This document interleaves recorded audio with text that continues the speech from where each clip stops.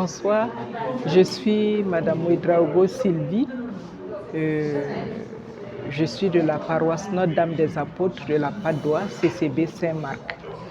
Et ce que je pense du café littéraire biblique, je vais déjà dire que c'est un regroupement de fidèles qui, une fois par mois, se réunissent avec un seul objectif, c'est parler, c'est lire la Bible.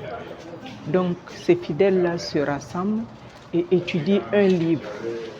Et on le présente chapitre par chapitre et ensuite il y a l'enseignement du Père Biblis qui nous est donné pour nous permettre de mieux comprendre. Donc on pose ensuite toutes les questions pour approfondir les connaissances que nous avons et cela nous permet vraiment d'avoir une idée précise de la parole de Dieu. Cette parole-là, ça doit être le socle de notre vie. Et aujourd'hui, d'ailleurs, le thème d'aujourd'hui, c'est dans les lettres pastorales. Et nous avons vu que Saint Paul exhorte les chrétiens à qui il s'est adressé de tout faire pour éviter les faux pasteurs et surtout les sectes. Et si on ne connaît pas la parole de Dieu, on ne peut pas éviter ces choses-là et on ne peut pas avoir le discernement. Ce qui me permet de dire que LLB et les cafés littéraires sont vraiment une grande chance, une grande opportunité pour nous. Je demande donc à tous ceux qui sont intéressés de connaître la Bible sérieusement, de venir participer à la lecture de la Bible en groupe. C'est vraiment très très profitable pour nous et ça nous permet d'avoir les armes nécessaires pour faire face à tous les défis spirituels. Merci. Moi, je suis Madame Yen, née Somé Gisèle.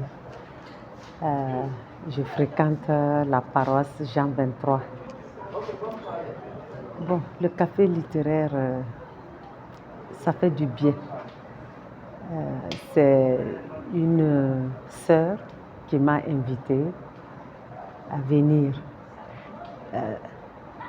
C'est vrai qu'on va à l'église, mais en venant ici, on découvre le fait déjà d'essayer de répondre aux questions, de faire l'analyse soi-même, ça fait que ça rentre, on comprend. Et ensuite, les autres, chacun a sa façon de présenter.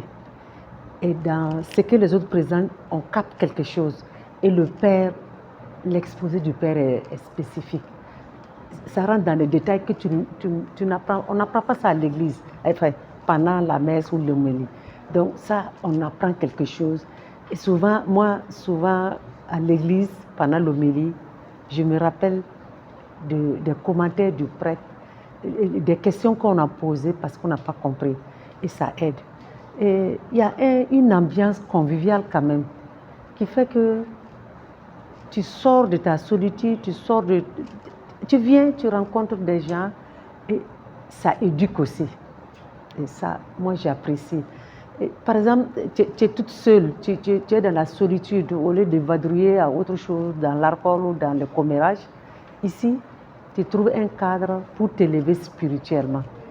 Et c'est beau. En tout cas, j'invite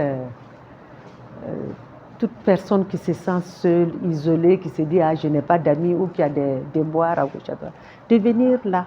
Tu es occupé parce que si tu prends le temps de faire l'exercice, ça t'occupe. Tu n'as pas le temps de faire autre chose qui ne t'honore pas. En tout cas, moi, j'aime bien. Ça me fait du bien. Merci.